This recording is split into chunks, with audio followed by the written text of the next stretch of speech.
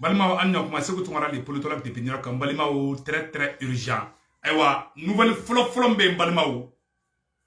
bi anya information soro ku tara jene marala ka taga an balima do ka so faga parce que sisan tellement Assimi Mali armée bi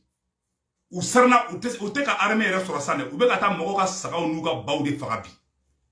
u bolila parce que réplique tactique kɛra u contre dɔrɔn u bolila u y'u yɛrɛ ɲini donc yan'an ka don vidéo la an bɛ bi date fɔ bi ye dimanche 29 mai 2022 Maliens nouvelle filanan fana jumɛn ye ko terroriste groupe dɔ bɛ yen nɔ k'u ni moto 60 ani mobile fila k'u bɛ ka bɔ Timitiri u bɛ ka mouvement dɔ kɛ ka taa ko Ségué donc an y'a ye pays dɔ ka page sanfɛla la donc an bɛ autorité de transition mɔgɔw an bɛ an ka autorité mɔgɔw informer o yɔrɔ la rapidement u kana ɲinɛ k'a fɔ terroriste bɛ mouvement na dɛ awa u ma tila u ka baaraw la hali bi dɛ mais an ka autorité mɔgɔw bɛ k'u ka baara kɛ an b'u fɔ u ka baara ɲuman na an ye nouvelle dɔ fana sɔrɔ o diyara an ye o nouvelle jumɛn ye an ye information sɔrɔ ko Mali gouvernement ko wulilen bɛ k'i cɛsiri kosɛbɛ walasa ka bɔ Sévaré ka taa Gao ko 19 milliards ko Mali ni Kuwait ko u bɛnna o kan dugu bɛ ko Kuwait n'a filɛ nin ye Arabie Saoudite kɛrɛfɛ ko Mali ni Kuwait bɛnna ko 19 milliards de bɛna kɛ ko ka siraba dɔ bɔ Sévaré ka taga fo Gao directement an b'a fɔ o yɔrɔ la ko tare o ye bonne nouvelle dumanba di ka ɲɛfɔ Malien den bɛɛ lajɛlen ɲɛna ne Seku Tunkara nouvelle dɔ sɔrɔ bi ne Seku Tunkara kasira di ko Serge Daniel n'ale bɛ baara kɛ RFI la ni Faransi ka lasigiden no Mali kɔnɔna na ko Serge Daniel de bɔra k'a fɔ ko Umar Mariko bɛna bɔ ka kuma sisan ko Umar Mariko bɛ yen ko basi foyi tɛ Umar Mariko la Maliens ne Seku Tunkara nin mɛn dɔrɔn ne kasira di ne suro bɛ kɛ kasi la Umar Mariko min ne ale de fɔlɔ bɔra k'a fɔ ko a ba la France o Umar Mariko bi Faransi de bɛ Umar Mariko yɔrɔ dɔn mais Maliens tɛ Umar Mariko yɔrɔ dɔn Maliens nin kɛra jigilatigɛ ye dɛ Koma shoguma deli ka minɛ nga jɛnatigɛ la ka nin bɔ Umar Mariko bi ni Maliens ka danaya ba kan Umar Mariko bi ni mɔgɔ ko cɛfarin don Umar Mariko bi ni mɔgɔ ka tɛ siran ka tɛ yɔyɔ o Umar Mariko de bolila ka dogo mais o ye wo min kɔnɔ mahɔrɔn de b'a dɔn Umar Mariko bɛ wo min kɔnɔ Assimi tɛ Umar Mariko yɔrɔ dɔn sisan Faransi o de bɛ Umar yɔrɔ dɔn mais Mali tɛ Umar yɔrɔ dɔn bi Maliens an b'a dɔn nin kɛra jigilatigɛ y'an bolo an ye nouvelle dɔ fana sɔrɔ diyara n ye an ka ministre des affaires étrangères Abdoulaye Diop k'a tagara Guinée équatoriale a kɛra a kunbɛnna c'est-à-dire que a kɛra bonya dan de an bɛna bɔ k'o image fana yira aw la an ka jɛ an ko labɛn ɲɔgɔn fɛ donc yan'an ka taa ɲɛfɛ n bɛna image min yira aw la o ye terroriste bilama u bɛ ka taga an ka baganw de faga bi u bɛ ka taga an ka sow n'an ka misiw n'an ka fɛnw de faga bi u bɛ k'o kelen kɛ nord la u bɛ k'o de kɛ centre kelen kɔnɔna na parce que sisan surasiw u bɛ ka siran surasiw ɲɛ sisan u bɛ ka taa bin adamadenw ka baganw de kan sisan pour que dɔrɔn kɛlɛ kana se ka ban donc balimaw an y'a ye ko bonne nouvelle alerte le gouvernement malien a signé un accord de prêt de Sévaré ka taa bila Gao la k'u bɛn'o sira fana dilan balimaw o yɔrɔ fana na n bɛna mun yira aw la aw n'an ka jɛ an ko labɛn ɲɔgɔn fɛ dɛ u taara Djéné ka taga mɔgɔw ka sow n'u ka faliw de faga a image filɛ nin ye n bɛna yira aw bɛɛ lajɛlen na aw b'a hakɛ to dɛ c'est une image choquante selon les renseignements dans le cercle de Djéné il y a eu un affrontement entre les terroristes et les Dosso de la commune de Daga. Les terroristes ont enlevé tous les chevaux du village, une quarantaine de chevaux, ils les ont tous fusillés et les ont jetés à Djiguiné Daga. Ces chevaux servaient de moyens de transport parce que an ka yɔrɔ caman bɛ yen nɔ mɔgɔ bɛ yɛlɛ so de sanfɛ walasa u ka se ka taa yɔrɔw la u ka so minnu bɛ yen terroriste taara u ka so de faga a vidéo filɛ nin ye aw n'an ka jɛ an ka nade ɲɔgɔn fɛ.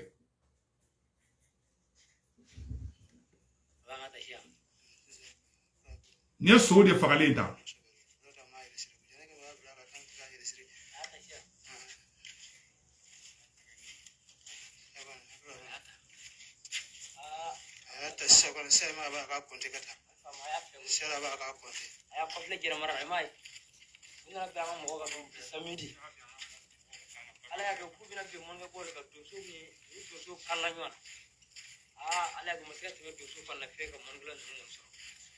ame no e pula pa mo do so mo kono tara o lu kanye ko ni mon bana o na do so Mali a bela jele ni sare. Donc a bela jele ni samno. Ni information de bi ka nyafo bela jele ngena. Malien nan sigile manga wuli ka jo. Angana bi fen na be fama ko distraction. Akara biya konana. Sisa dongo do be na ni kuma kura do de Malien be panga purti la wakati la ko ne be dugu kono ubu den ko ka kojugu nun ke kerefela la. Ama e samno. Sisa u bora ko do bora ka fo ko do bora ka kuma do fo gouvernement sisa u be fe kana ni Umar Margo fana ka kuma de sa. Donc ambe to wo wala wakati la dron ubu ka barajugu ke dugu malala. Malien kana ngina de. Faransi ka plan de ni de. Uba yerama kunkar nyogona ni karsa ni fo yan fe karsa ni fo yan worola aya kolosi de beki concentré Mali ka sisa ay ngina nyogon ko hali mo min bora ka kuma do fo transition ma ay ngina tigi ko go aya nyeshi ka kolosi di kede beka kolosi di ke sande parce que ambe ni fana tuguni Chris Yapi fana bora ni information do wiye Mali ma o information yi akona ka dunde Chris Yapi ay information do bla ne bena kala aw na ngala me nyogo fe Côte d'Ivoire, Mali. Une unité de commandos et encagoulés postée à Tangrela. Ce jour, 25 mai 2022, à 13h20 GMT, une unité de combat constituée de 25 hommes, commandos et encagoulés, a atterri à bord d'un hélicoptère sur l'aire du stade à l'entrée de la ville de Tangrela en Côte d'Ivoire. Ce débarquement se voulait discret, mais il n'a pas pu échapper à la vigilance de Chris Yapi. Aussitôt débarqués de l'hélicoptère, qu'ils embarquèrent dans des véhicules militaires, dont un char. Certains villageois ont pu observer ce manège. Chacun de vous peut donc vérifier cette information. Il vous suffit d'appeler une de vos connaissances à Tangrela, où ce débarquement diurne, qui semblait d'urgence, est devenu l'objet de causerie. Ce commando va-t-il traverser la frontière malienne et faire face au FAMA, l'armée nationale malienne, ou est-il là pour une manœuvre de subversion? Il n'est pas inutile de se poser la question, car Alassane Ouattara, l'octogénaire super menteur, qui se confie à son entourage, a laissé entendre qu'il n'avait plus le choix et qu'il était obligé d'aller jusqu'au bout de son coup d'État au Mali, puisqu'il est découvert et mouillé déjà. Or, on ne peut pas mouiller à moitié, donc il faut achever le renvers. Balmao, Abela Djele Nesale. Donc, ko Alassane Ouattara, Chris Yapi da fode, ko uyo commando do bla kata Tengerela, Mali ni Côte d'Ivoire frontière la. Kuyo commando do bla ko kata yoro la. Kanga nyafa anga Mali transition mo ngena ko Mali ni Côte d'Ivoire frontière ku go kolosi. Ko Alassane Ouattara kungo kalete Mali kele ko ale balmo be Mali la ko vraiment ku ka sunona. Mais ko français personne wera ke Alassane Ouattara ka. Ko Alassane Ouattara ya daele masisa. Ko Alassane Ouattara ko tiens la. Ko ale be taka jusqu'au bout. Ko na manyaka ale to ko tiena ka be taka ka abeta tola. Chris Yapi da fode ne ma fode. Donc amena ka video to kala anga je kala me nyongo fe. Mais Malien ayaw da ka sinogo. Iko ngomira mode ana aradaru nyoba bela koy asimi be sheso ko nyimina kuluba asimi lafiale mais nanya be corona to lala amanga autorité transforme mo ambo informer à temps réel wala sa akana ke kodoye mume bali ana chugo yamina information Chris Yapi bla ame sigi information ga ambala me a atterri à Tangrela et se tient à la frontière. Chers Maliens, alertez les autorités de la transition de votre pays. Vigilance à tous. Chris Yapi. Voilà. Ko Malien beka to vigilance konana. Ko commando do bora Côte d'Ivoire ku jigira Tengerela. Mali ni Côte d'Ivoire frontière ko dugudo ko Tengerela. Ko ni mogo mandala ko ka nyiningali kay. Ko commando do jigile mo worola. Donc hanu yelema ko ke funu ye. Asimi bu ye koy. Malien hanu yelema ko ke kononi de. O kononi panto doro angara darba be asimi nyawa bela delina. Aya do ka shinogo. Mais nous information be munum bla. Katla ka fangena. Ni terroriste décelé adamaden fagal la kataka soni faliou faga. On va y ka foko l'armée malienne est en train de faire la victoire. C'est ça. Ou desera Mali sur la sa ou be kata mogo ka soni mogo ka falou de faga sisa. A ya ye ou tara baga soma wali soma ka tolu faga samno. Donc Abela Djele imagine nous ni. Ka ira la ka fo le Mali est en train de gagner aujourd'hui. Mogo shikana joro, mogo shikana hami, la situation est sous contrôle. Maréchal Assimi be kuluba be cheso ko nyimina lafiale no foiteke mais au korote konu kodo be ka préparer kan angana o oida quoi ambe autorité mogo aviser ou ku atlito ou yerla Malien nous allons demander drone de be katla ka nyafo anyela tukuni ka fo anye information no fra soro ko fenga atoa borangono Afrique du Sud Sud-Afrique o mogo bora ka manifestation ke ka Assimi soutenir ka tla ka fo France ambassadeur ngena France ambassadeur ko ka be bo u ye sécurité de blala anga jango image la de ɲɔgɔn fɛ ka yira la ka fɔ Mali dɛmɛbaga de ka tiani Mali kɛlɛbaga ye bi awa segukaw ka dɔw minɛna dɛ n bɛ sigi kuma kelen kan segukaw a ye dɔw fɛn fɛn don a dɔw bɛɛ lajɛlen minɛna bilayi mɔgɔ bɛ ka bila Mali kɔ a y'a remarqué a bɛɛ bɛ ka malo bi mɔgɔ bɛ ka Mali trahir a bɛɛ bɛ ka malo bi mɔgɔ bɛ ka bila transition contrôle a bɛɛ bɛ ka malo bi n'i ko k'i tɛ transition in fɛ i ma ngoyi mais n'i kumana dɔrɔn i bɛ mangoya sɔrɔ a dɔw jelimangoyara ka tɛmɛ hali wulumusonin bɔ b'i kan bilayi talayi cɛ n'i b'i yɛrɛ kalama to i ka woni kɔnɔ k'i ta kɛ filɛli ye ala de Assimi ni Choguel ci an ma k'u kana Mali libérer ala tilara ka baara la pewu awa segukaw ye duwawu min don duwawu minɛna kitakaw ye duwawu min don kitakaw ka duwawu minɛna segukaw ka duwawu minɛna bamakokaw ka duwawu minɛna kidalikaw ka duwawu minɛna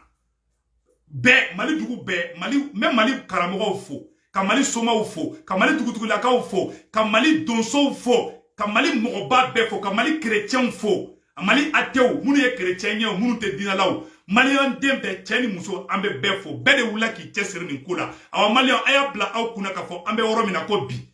victoire sur victoire victoire sur victoire ala d'o kɛ maa si seko t'o la awa mɔgɔ n'i tɛ Mali ka hɛrɛ fɛ n'i kumana dɔrɔn i bɛ malo sɔrɔ mɔgɔ kumana a bɛ malo la a y'a remarqué dɔrɔn cɛ ni dari yɛrɛ la k'i b'i disi da Assimi disi la bi bilayi ala b'i malo i mana kuma dɔrɔn i bɛ mangoya sɔrɔ bi parce que ala de Assimi ni Choguel ci bi ala d'u ci k'u kana Mali libérer dɛ awa ala tilara ka baara la pewu an bɛ ala fana fo an bɛ ala fo an b'a kira fo baara banna pewu o de kosɔn n k'a ma n ko fraction dɔ bɛ n ko Assimi ani Choguel hali ni farigan y'i minɛ n'i ye fraction in ta ko Assimi ani Choguel i bɛ kɛnɛya i b'a fɔ ko faliku tɛgɛlen o de fɔra n ɲɛ dɔ fɔ a bɛɛ lajɛlen ɲɛna koyi a y'a lajɛ tuguni mun bɛ ka kɛ Afrique Sud Mali ye Afrique bɛɛ kunna wolo bi Mali ye Afrique bɛɛ kunna wolo bi a y'a lajɛ Afrique du Sud mɔgɔw de fana bɔlen bɛ ka manifestation kɛ bi ko fɔ Faransi ka bɔ Mali kɔnɔ de ko Faransi ka dabɔ ko Macron kɛ Assimi to ye ko Assimi ka baara kɛ Afrique Sud mɔgɔw bɔra k'u bɛ sa Assimi nɔfɛ an ka vidéo lajɛ. Les manifestations contre la France se déroulent en Afrique de l'Ouest ou récemment au Tchad. Mais aujourd'hui, dans les rues de Pretoria, la capitale sud-africaine, des centaines de personnes ont défilé avec un mot d'ordre, la France hors d'Afrique. Retour sur cette mobilisation inhabituelle au sein de la nation arc-en-ciel avec Antoine Delpierre. Les slogans et les affiches brandis par ces militants de la gauche radicale sud-africaine ne laissent place à aucun doute. Conquérant colonialiste ou encore réparation pour les crimes coloniaux, selon ces manifestants, la France perpétuerait une forme d'impérialisme sur ses anciennes colonies. Aujourd'hui, c'est la journée mondiale de l'Afrique et nous savons que l'Afrique a été colonisée. La France a toujours ses sales petits doigts profondément enfoncés dans ses anciennes colonies. Débarqués dans la matinée dans des bus affrétés par le Parti des combattants pour la liberté économique, l'EFF, les manifestants ont gagné les grilles de l'ambassade de France protégée par des policiers. Depuis la tribune aménagée sur un camion, le chef de file du mouvement, Julius Malema, exclu du parti au pouvoir, Malema a bɛɛ lajɛlen de ye sa dɛ u taara fɔ Faransi ambassade la ko Faransi ka fara ka bɔ Assimi la ko Macron ka i sen bɔ Assimi sen na awa k'olu bɛ sa Sud-Africain ko k'olu bɛ fɛ ka kɛ Malien de ye koyi awa diɲɛ bɛɛ bɛ fɛ ka kɛ Malien ye bi diɲɛ bɛɛ Assimi bɛɛ ɲɛ yɛlɛ Assimi Afrique bɛɛ ɲɛ yɛlɛ Assimi diɲɛ bɛɛ ɲɛ yɛlɛ bi o de kosɔn n k'aw ma Malien n k'an bɛ yɔrɔ min na ko bi ala de ye nin kɛ an ye awa cɛ si tɛ se ka nin bɔ yen aw si kana décourager a ye taga la ko an ka ministre Job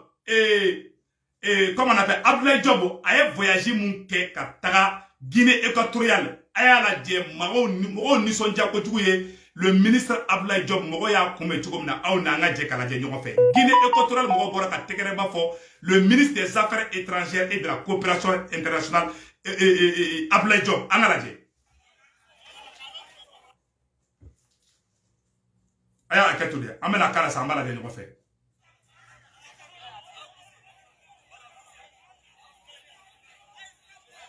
Nin kɛra Guinée équatoriale de a y'a mɛn a Guinée voilà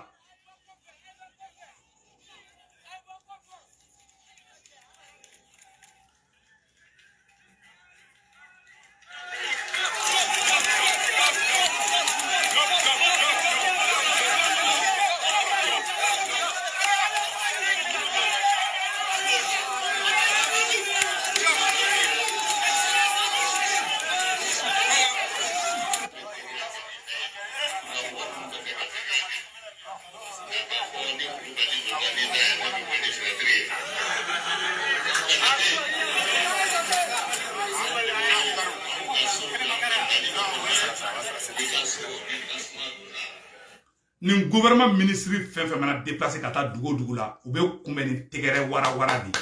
o ye Assimi ka leadership kɔnɔna ye ka yira la k'a fɔ président Assimi bɛ baara min na an b'a soutenir mɔgɔ kana fɔ k'i bɛ Assimi soutenir ko ne Assimi ma a tɛgɛrɛ de di ne ma fo ne tɛ Assimi soutenir ne Assimi ma chèque de di ne ma million chèque di ne ma ne t'a soutenir parce que mɔgɔ caman kunkolo bɛ mun na san dɔrɔn ni Pierre ma di an tɛ transition soutenir mais a y'a bila o kunna Assimi bɛ k'an bɛɛ de ka baara kɛ bi kana ɲini e yɛrɛ ni Assimi yɛrɛ kana ɲini ko Assimi ka nin d'i ma ou bien a ka nin k'i ye i mana wuli k'i faso défend bi i b'a ka kɛ i yɛrɛ de i tɛ ka kɛ Assimi ye ka faso in défend bi an bɛɛ bɛ ka k'an yɛrɛ de dɛ an tɛ ka kɛ Assimi ye koyi an bɛ ka Mali de défend an tɛ ka Assimi défend aw an bɛ ka k'an yɛrɛ de Malien an bɛ ka o yɔrɔnin bila aw kunkolo la dɛ parce que u ye mɔgɔw dege zonba kule minnu ye Mali mara u ye Malien denw dege wari de la ka bila Malien denw kunna k'ali ni sɔgɔsɔgɔra wari de kan ka d'i ma Malien aw y'o bɔ aw kunkolo la depuis kelen dɛ Piate dila mɔgɔ ma nin ko in na dɛ a bɛ wuli de a bɛ faso kanu a b'o de don aw dusukun na Mali filɛ nin ye fɛn bɛ Mali dugukolo jukɔrɔ a tɛ Dubaï a bɛ ka boli ka taa Dubaï mun na wari bɛ Mali kɔnɔ a tɛ Faransi wari bɛ Mali kɔnɔ a tɛ Dubaï k'a ɲɛfɔ an ɲɛna Ala ye sanu bere de di an ma Ala ye fɛn ba dɔ de d'a ma n'o ye ba Mali ba in ye an kana sɔn Mali in ka tila an na taɲinaw ani yɛrɛɲinaw ani intérêt kɛlaw o de bɛ k'i fereke ɲagami an senkɔrɔ k'an bila distraction kɔnɔna na aw kana bi o logique kɔnɔna na dɛ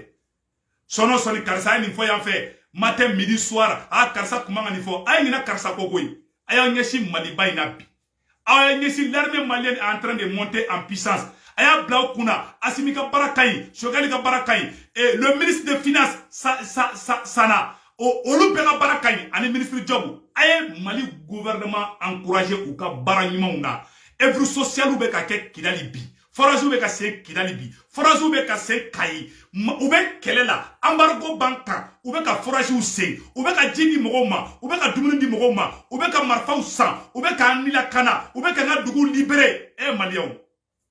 an kan ka ninnu dɛmɛ bilayi ala an k'u dɛmɛ k'u cɛ ka ɲi an k'u dɛmɛ k'u ka wari d'an ma an k'u dɛmɛ comme an m'an ta sɔrɔ n'an ma place sɔrɔ k'an t'u dɛmɛ a ye bɔ logique kɔnɔ Mali kura ye de i b'a kɛ i yɛrɛ de ye ni Mali libéré la wallahi billahi an bɛɛ bɛ bɔ Amérique ka taga wari ɲini Mali kɔnɔ n'a ma k'a ka si bɔn tigɛ kɔnɔ pétrole bɛ Mali la sanu bɛ Mali la jama bɛ Mali la Ala ye fɛn bɛ dugu barika Ala y'a bɛɛ lajɛlen di Mali ma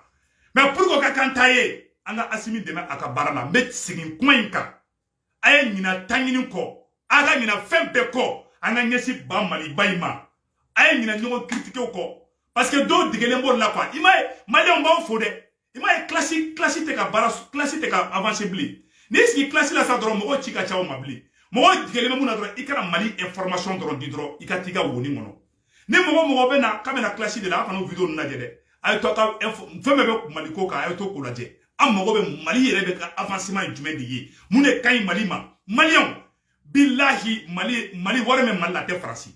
na a ye san 5 di Assimi ma Faransi ka denw bɛ taga wari ɲini Mali la an bɛ visa kɛ Mali ni Faransi cɛ ni Faransikɛw bɛ na Mali la fo n'u taara koloni filaw fɛ yen fo n'u taara fɛngɛw fɛ yen billahi ala an b'o de ɲɛfɔ bɛɛ lajɛlen ɲɛna Maliens Mali pétrole bɛ Mali la gaz bɛ Mali la uranium bɛ Mali la lithium bɛ Mali la diamant noir bɛ Mali la diamant noir fɛngɛ bɛ Mali la diamant blanc bɛ Mali la an bɛ fɛn ɲini a bɛɛ bɛ Mali la Kati yɛrɛ sigilen bɛ gaz de kan gaz naturel COD gaz min n'i b'a a naturel fɛngɛ a bɛ jamana a bɛ Amérique ani Russie ani Mali ani Algérie ni Libye ni ma fili a bɛ se ka kɛ n fili la o jamana 5 a b'o dɔrɔn na koyi Mali gaz bɛ Mali kɔnɔ gaz naturel de don Ala ye fɛn ɲɛnɛmaw de don an ka dugukolo jukɔrɔ aw an ka bila an kunna kɛlɛ ma ban ani Faransi bɛ san 100 kɛ nin kɛlɛ na ni kɛlɛ in tɛ ban Faransi ko de ale ka anw ka ta ye Faransi bɛ fɛ k'an ka kɔri de feere k'o wari bila a yɛrɛ kun Faransi bɛ fɛ k'an ka pétrole de feere k'o wari bila Faransi kɛsu la Faransi finmanw tubabu jɔn dɔw de bɛ yen olu bɛ ka Faransi ka baara nɔgɔya bolo Ala k'an kisi u ma Ala y'a bana bɛɛ la Ala y'a bɛɛ danga i m'a n'u kumana dɔrɔn mɔgɔ bɛ bɔ u kama fan bɛɛ an kana yɛrɛ sigi koyi an kana mɔgɔ si jaabi bilen hali mɔgɔ min bɔra ko transition man ɲi an kana tigi kɛlɛ koyi Ala tilara ka baara la pewu Assimi bɛ sɛsogo ɲimi na Choguel bɛ sagasogo ɲimi na Assimi bɛ ka sɛ woro sama kuluba Choguel sigilen bɛ Choguel bɛ ka saga woro sama a ka primature la tout va très bien tout est tranquille bɛɛ k'i da ka sinɔgɔ i ko ŋɔmirala mɔden aw bɛɛ k'aw tɛgɛ di ɲɔgɔn ma ɲɔgɔn juguya kɛlɛ a ye bɔ a kɔnɔna na a ye ɲɔgɔn kɔɲa kɛlɛ a ye bɔ a la o tan tɛ ne bolo c'est à dire ne ɲɛ bɛ mun na sisan dɔrɔn Mali pétrole ka Mali taye o ne ka akilnata de ne be skino de be mirno ne ni mo sele nyoma billahi Mali ko de du ibe ne fanani ibe ne banani ibe jelatige ko me fonema ne ka strato la mais ni sera Mali ma doro sera ne ma kala be ne ko Mali ko doro de du ni ne mo gochile nyona akara yoro ye ni a gochibita sura la Mali no fe ni mo fengana ne ni sura su kumandi wona kuma sura su buruja munana nu jara parce que o be ka Mali ka affaire de kewo ne Mali bla ne bibla tete ne Mali bla ne bibla ne Mali mine fana ne bi mine mo jugwa tene kono Mali anga ke nyogon fe ay nyogon kele ndabla ima e sisa tuguni ay information mi soro no kele be ka fargan bla ne la ka korosa bla se bu tumara la ko Umar Marko ka dogole be Serge Daniel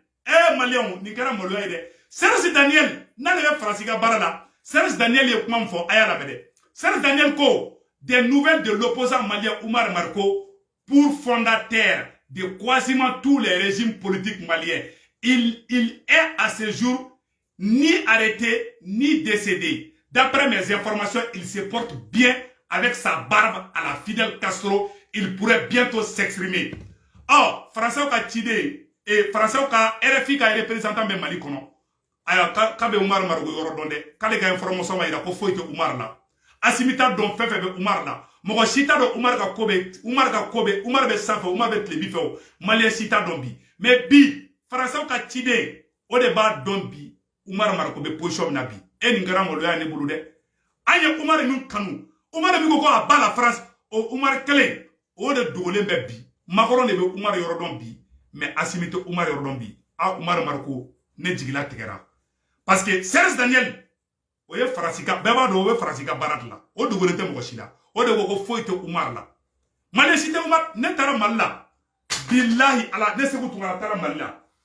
nye belle sarbo wole nganga Umar wole nganga ta ya deli Umar Marko foite kana kala Umar kadine ali shine ala be benga ningedo Mali shin ko mangone ko ne te franci de fait ali Mali wulla ka be ne faga ali ne problème sur wati mina Mali do wulla ka tegere fo ne nyato wulla ko che bien que et faire comment on appelle là moratika sama faga mugo ito ti zonzani na de ne yabe gros poisson là o ye français di ne ka kele be ne français de tie kele tene ni malien tie de awa Umar kadne alishini mais Umar ka boga ya fa dili aka bla lezi là mais ni maloya de ka foko Umar Marko mi ni mogo ko katesran bi français o de ka mogo be Umar yordon bi ko malien ta yordon a ne se kutu ngara kashira de ne te fa ka maloya ala kala maloya tugo do la quoi olo ko sonne kale to malla mo belle cerveau anga Umar Marko yoro nyini ambe ka fara Umar Marko ka ya fadili mais anya nyini anya to si tatlinga gengere ka Umar Marko yoro nyini amai a Umar ni kera ni mainde na fara ko Mali be jebe be ka nyabo Mali fedi Afrique du Sud o be ka Mali supporter bi Guinée équatoriale o fara be ka Mali supporter bi Afrique dugu bebe ka Mali supporter bi magoro ere ko kale desra Mali la ne bolo Umar Marko e de donani Franciko kele yi e de kunanga yenina e de kunanga ntoko tabi na fra bi ko Mali be ka aga nilakili wati mina o wati kera e blatore ka ta jugu ka côté là parce que anta domi mumini Franci cede ne tente galo nroida mais Omar Marko Franci français ka RFI ka représentant o ka euro don ali asimité euro don o ne se gutumara ne kashira o te ko jelenye ali be do ki Omar Marko ala ka akili nyuma dima Mali me niveau mina bi tete ni ko kibe Mali jafa wala ala tatuida anne be ka kuma aw fe ni ne ko dongo be ta baraka ni Francier dogo la billahi ala be ne malu mo ba fo bi se gutumara kadinge ne ka che ya tede me ka faso jominge ngokali mo we passe me faso jo la ninge faso jo bla dongo do mais que ina fo arasbati nyoko na si me ka che de fo nyena koy tete nye Mali jo bla mo ko bibla ali asimi na asimi Mali jo bla dongo do ali mo ko ta ala be te me kale ko na hali soso tafu hali soso taki donc ka fo benyana mo ko te mo si fe ki chega ine ike wale de bi jam o yi ko fo Umar Marko nyena parce que do sigine be ko no nye karsa kanunkunu nte fe ka kele bi o ye confiant ide badi soit e ba tigi de fe ite chinye fe ite ala fe ita kira fe ni be ala fe ali fa na file be boko papa I filila ne ere o nyoko na si chamanke mais ebe mo fe ebe mo to goshi mais ete fe foma eba foko no ko na jigi jera andela ka je ka gele ni ma yo mo la o tseka faso jokede mo chi me ka chene fa na de ni e mo kanu chogo na filla boy ka foka filla bonya konana kana tigi nende mais boy ka foka filla mais e kono fo keki magun ko le horonya ere jumenye mo mi na kadi na filla be bo vis-à-vis karsa i filla o de horonya de o de client yi o de ladriya yi awa ala bodi fe mais ka mo de ngalonka ko parce que o jera o te ladriya yi de awa o te horonya yi no be mo mi kungula awa o den krefe ko fo bela ka no bula pew munga gale kana tigi neni munga gale kana galon dora tigi la mais jamana yi o ban bela jele sanfɛ Mali abe Seku Tumara sanfɛ Mali be Asimi sanfɛ Mali be Choguel sanfɛ an ka kɛ Mali fɛ an kana kɛ mɔgɔ fɛ an ka ala bato an kana mɔgɔ bato mɔgɔ si tɛ Mali ye bi Mali ye Mali de awa Mali ban bɛɛ sanfɛ ne bɛ sa ka Mali to Asimi bɛ sa ka Mali to Choguel bɛ sa ka Mali to aw bɛ sa ka Mali to ne bɛ sa ka Mali to awa an ka Mali bila an yɛrɛ sanfɛ an bɛɛ kan bati Mali in Naya bloqué fara Mali ko ina don la billahi Mali be ke ina fo États-Unis Mali be ke ina fo France ga don beta barake de yake Mali koro na ma ka shi bonteke kono ne abala France pour domina mo ene ke fato ni fo ya bia chema bangia mais ne ya fara bema mo jugo tene kono koyi akuma mse ni nete do ali na kwa non nete do ali na oye mo ni ali ima mo ni bebeka mo ni beto na irezuka mo ni e mo mi ale yo ale be ka mogo do le fait mais mogo ba e mogo mi avec teme il passe na e passe mu tourner do avec passe croireta Malion ay ñu nga passe tourner aka Mali passe daele mu ne kay Mali ma bi anga tesri bi anga transition deme bi o de Mali joyi o de Mali kele ay bo mogo kele konana pew aka Asimi deme aka Choguel deme le ministre des finances wallahi nga foli bié ko sala marko a togo be to ka bongono quoi ko Mali ministre des finances quoi togo be to ka bongono tiabi donc mba fana me Mali ministre des finances mba fana fou billahi tallahi voilà donc Malion ni information de kumbe ka fo bela jelengena ay to transition ko victoire bambulu bi ni ay terroriste desara surasu kala fo ka ta mo ka so de fara ka ta mo ka fon fara on va ira ko la victoire on est sur la bonne victoire donc vive la transition. Vive le maréchal Assimi, vive le général Choguel, vive Sadio Kamara. Le général Sadio Kamara bora colonel yara de anye Sadio Kamara ka général de sanno. Assimi ale kara maréchal ye Sadio Kamara kara général ye. Ame Maliki Diaw fana ka général ye. Ka colonel wage bo général ka obo colonel la ko ka général ye. Donc les 5 généraux, les 4 généraux plus le maréchal Assimi. Voilà. Donc colonel Modibo Kone ito ko to colonel Modibo Kone ito ko ko général Modibo Kone aw si te colonel blende ne yɛrɛ bɛ taa jara da aw ma Mali la aw si te colonel bɛɛ kɛra général ye parce que an ye victoire ta donc vive le Mali vive les 5 généraux vive les 4 généraux plus maréchal Assimi non vive les 5 généraux parce que Choguel fana kɛra général ye donc ministre Job ale ma an b'ale fana kɛ général ye sa an b'a kɛ général Woro ani maréchal kelen donc vive le Mali. Vive l'Union. Le ministre de l'économie, Sanou, voilà. Anga folie de Sanou. Vraiment, merci beaucoup. Le ministre de la promotion des femmes et des enfants, Madame Mwadjidje Founé Koulibaly, anga folie badi fanaye. Le ministre Imam Oumarou Diarra, anga folie bi fanaye. Mali ministre Tchamambe Nta Tokodone, Moussa Atayer, le ministre de la jeunesse. Bravo pour ton travail. Bon, le ministre de la sécurité, amba le fanafou. Ministre Tony, il n'a pas de Jikinade, Mino Rebena Flo, a ton bureau de Gaorona, Mission Dialendo, vive maréchal Assimi, Akambe.